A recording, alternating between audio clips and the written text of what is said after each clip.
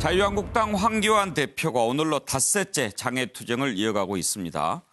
태극기 부대와 공조를 강화하면서 벌이는 강경투쟁에 당 내에서도 우려의 목소리가 조금씩 나오고 있는데요. 너무 극우로 가는 것 아니냐 하는 그런 걱정이죠.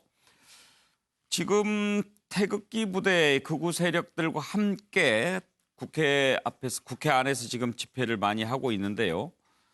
태극기 부대는 태극기를 숨겨가지고 쪽문으로 이렇게 들어와서 모이기도 하고 그렇다고 합니다. 그런데 이런 서로 연대 움직임에 대해서 자유한국당 내부에서는 특히 수도권 지역 출마자들이 걱정을 많이 합니다.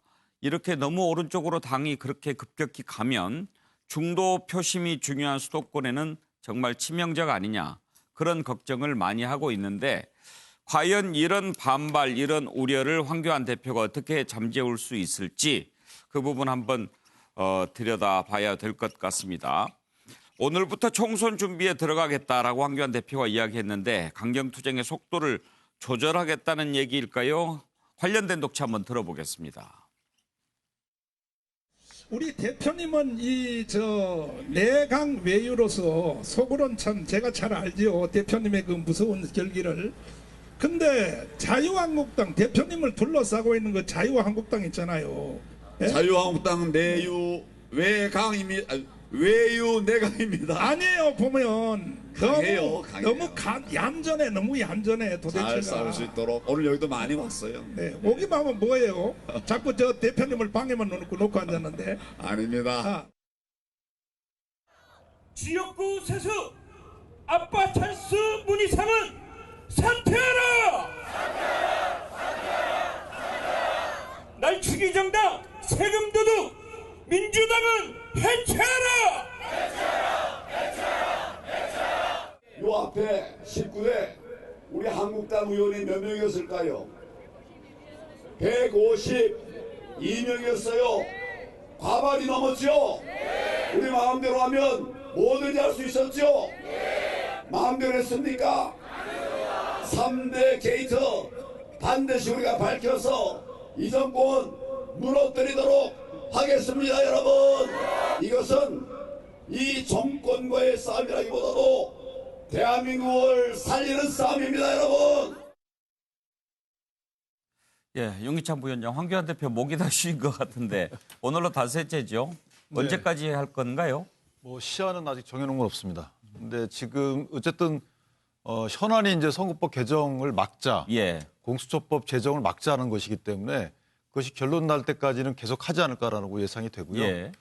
목소리의 크기와 그리고 표현의 거침이 여부 이런 것들로 극우다 아니다를 판단하면은 좀 아닌 것 같고요. 제 생각에는 왜 투쟁하는지, 투쟁의 목적이 뭔지, 목소리의 내용이 뭔지를 살펴봐야 된다. 지금 현재 공수처가 도입되게 되면 검찰이 수사하고 있는 여러 가지 정권과 관련된 의혹들이 묻힐 우려가 있고 향후에는 그런 의혹들도 수사가 되지 않을 우려가 있다라는 국민의 목소리가 많이 있습니다. 이런 것들을 반영해 볼 때 이 공수처가 과연 그 법이 제정되는 것이 맞는지 또는 선거법도 마찬가지로 국민의 의사가 왜곡돼서 전달될 우려가 있는데 이런 것들이 개정을 막는다는 이런 한국당의 투쟁이 과연 극우인가? 저는 극우적 표현은 적당한 표현이 아니라고 봅니다. 내일인가요? 울산에서 장외 집회 열기로 했다고 하는데 황교안 있습니다. 대표는 참석하지 않는다고 하던데요. 그건 또 무슨 이유가 있습니까? 특별한 이유를 들어보진 않았습니다. 예. 자, 현근택 부위원장, 지금 자유한국당의 이런 장외 집회 계속되는 것 당에서는 어떻게 봅니까? 장외 집회는 계속 해왔는데요. 그동안 좀 달라진 부분이 있다면 물론 이제 장외 집회 그동안도 광화문에서 할 때도 아마 우리 공화당과 같이 하기도 하고 태극기부터 같이 했지만 이거를 이제 국회 내로 끌고 온 게 가장 다른 거죠. 그러니까 국회 내로 끌고 왔다는 거는 어찌 보면 정치적인 스탠스를 같이 한다는 거거든요. 그러니까 저는 요즘 이제 자유한국당이 당명을 바꾼다고 하는데 진짜로 진짜 우리 공화당이랑 합쳐가지고 우리 한국당 되는 게 아닌가 싶은데 사실은 지금도 이제 첫날은 아마 이제 계속 저분들이 나와서 국회에서 난동을 피니까 따로 하고 또 그다음에 끝난 다음에 이제 밖에 나가서 그분들하고 같이 하시더라고요. 저는 아마 황교안 대표의 기본적인 정치 성향이라든지 이건 다 드러났다고 봅니다. 그러니까 지금 태극기 들고 다니시는 분들과 제가 보기에 거의 같다라고 보면 아마 총선에서도 길이 보이는 것 같아요. 그러니까 이분들하고 어찌됐든 뭐 정치적 연대를 하든 이렇게 할 것이지 지금 새로운 보수당이라든지 아니면 뭐 바른미래당이라든지 이분들하고 같이 할 가능성보다는 우리 공화당 쪽하고 같이 할 가능성이 훨씬 많아지는 거 아닌가라고 보고 있습니다. 예, 윤기찬 부위원장. 지금 우리 공화당을 지지하시는 분들이 어떤 그 성향인지 모르겠지만 현재 공수처법 제정 반대와 선거법 개정 반대 목소리는 똑같아요. 그분들 국민들 아닌가요? 그분들이 항상 극우적인 목소리를 내나요? 그건 아니고 그 해당 정책에 대해서 반대하는지 찬성하는지 그 해당 그것만 봐야지 저분들은 왜 낙인을 찍습니까? 그건 아니고요. 또 하나는 자유한국당이 저분들을 모시고 들어온 거 아니에요. 저분들은 국회 출입의 자유가 있고요. 자유한국당은 당원들의 집회를 열은 거예요. 그런데 저분들이 오신 거고 저분들 못 오시게 할 이유가 있나요? 그래서 이런 어떤 프레임을 또 거는 것은 저는 국민들을 대하는 정치인으로서 맞지 않다 이렇게 생각합니다. 잠깐 한 말씀 드립니다. 네, 네. 사실은 국회에 그날 사실은 원래는 못 들어오게 했었습니다. 근데 한국당 의원이나 한국당 분들이 가셔서 왜 못 들어오게 하느냐. 당 행사에 오려고 하는데 그래서 그 톡에도 본 거면은 한국당 모모 의원실에 간다고 하더라. 이런 식으로 해서 들어오셨단 말이죠. 그렇다면 당연히 들어올 때 한국당에서 기여를 한 게 맞고 그다음에 저 집회에서 어쨌든 황교안 대표가 마이크를 잡고 연설을 했습니다. 그리고 끝나고 나서 해산한 다음에 집에 가십시오 하면 되는데 그렇지도 않았어요. 막 연행하려고 하니까 나중에 오셔가지고 여러분 집에 가십시오 이랬으면 당연히 한국당에서 주최하고 한국당에서 처음과 끝을 다 한 거죠. 그럼 한국당에서 이분들을 끌어들인 게 아니고 그럼 누가 끌어들인 거예요? 제가 이것이 이제 한국당의 책임이 없단 말이 아니에요. 어쨌든 다소 부적절한 언행이나 행동이 있었던 것에 대해서는 한국당이 책임을 져야 됩니다. 그런데 한국당이 조장하고 기획한 것처럼 이런 보는 시각도 맞지 않다는 거예요. 그날 저도 현장에 있었는데 사회 보시는 모 의원께서 분명히 밝혔어요. 어디까지는 계단 이하만 사무총장님하고 합의가 됐다. 그 이상은 진출하지 말라. 이렇게 저희도 다 질서 유지를 했고요. 예. 그리고 그 이후에 저희 한국당 당직자들이 또 다 안내를 했어요. 그러니까 이것을 마치 조장하거나 방임했다. 이런 시각은 오히려 한국당의 그날 실태를 잘못 말씀하시는 거다. 이렇게 생각합니다. 네. 또 하나만 말씀드리면 들어오실 때도 사무총장님하고 협의를 해가지고 문을 열어준 것이지 모 의원실 갑니다라고 해서 일일이 다 확인하고 온 게 아니에요.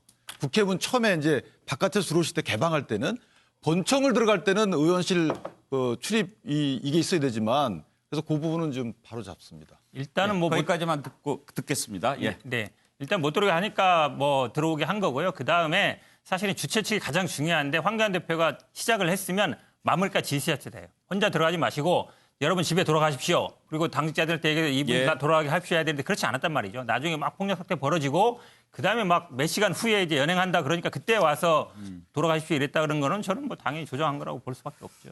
예, 박원석 의원은 황교안 대표가 이렇게 강경하게 나가는 이유 어디에 있다고 보십니까? 얼마 전에 황교안 대표가 의원총회 석상에서 졸고 있는 의원을 나무라면서 예. 간절함이 없다 뭐 이런 얘기도 했고 과반을 내년 총선에 내가 못 얻으면 물러나겠다 이렇게 얘기를 하셨다고 하는데 근데 누가 봐도 지금 저 전략은 국회 과반을 얻기 위한 일당 전략이 아닌 것 같아요. 그보다는 그야말로 황교안 대표 중심의 당 100석을 얻든 뭐 90석을 얻든 아주 순도 높은 그런 황교안의 당. 그래서 제가 판넬에 순도 100% 황당이라고 썼는데요. 그걸 지향하는 전략이 아닌가 싶어요. 그리고 황교안 대표가 그러기 위해서는 이제 새로운 기반이 필요한데 그 새로운 기반이 바로 장외에 있는 보수 유튜버나 태극기 부대나 이런 세력들 아닙니까? 얼마 전에 그런 말씀까지 하셨어요.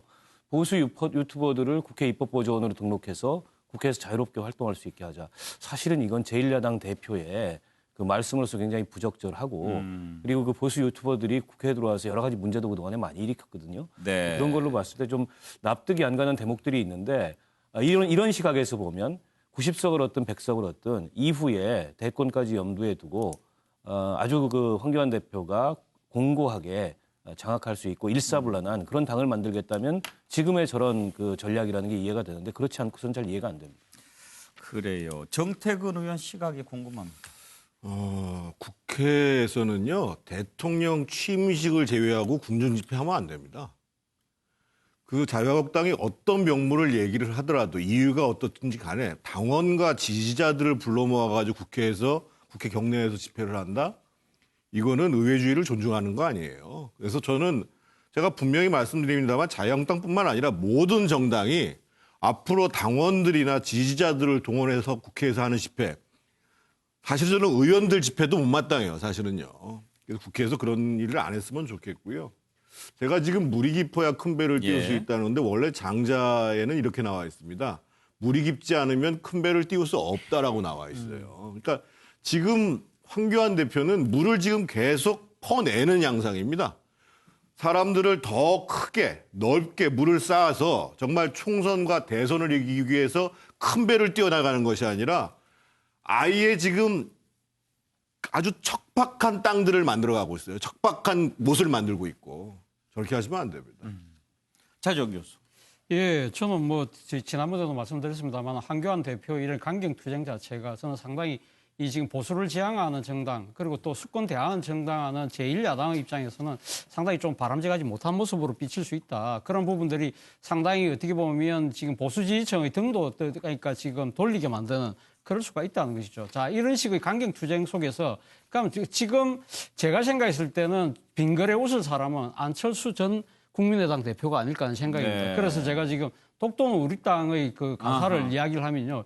20대 의계인 안철수 미국에서 웃는다. 중도는 나의 땅, 보수도 나의 땅. 이렇게 노래를 하고 있지 않을까 하는 생각입니다. 20대 때 안철수 전 대표가 국민의당을 만들어서 상당히 이 중도라는 영역을 넘어서 좌우를 아우르면서 상당한 성과를 냈던 거거든요. 근데 물론 뭐 제가 지금 안철수 전 대표가 내년 총선에서 4년 전과 같은 그러한 뭐 큰 성과를 얻는다는 의미가 아니라 소위 말하는 중도의 기치를 든 어느 누군들 그러니까 깃발을 들고 놓는다고 한다면 지금 한국당이 지금 그러니까 상당히 지금 그러니까 거의 정치적 공백을 만들고 있는 중도뿐만 아니라 보수까지도 상당히 넘볼 수 있는 그러한 상황으로 갈 수 있다는 것이죠. 그러한 부분들을 한국당 입장에서는 상당히 어떻게 보면 조금 염두에 둘 필요가 있다는 걸 지적하고 싶은 겁니다. 그런데 얼마 전 무슨 조사에서 비호감 후보 1위가 안철수. 아니, 저는 안철수 전 대표가 승승장구한다는 뜻이 아니라, 그러니까 소위에서 중도 가치를 갖고 있는 정치인이라고 한다면 누구나가 이렇게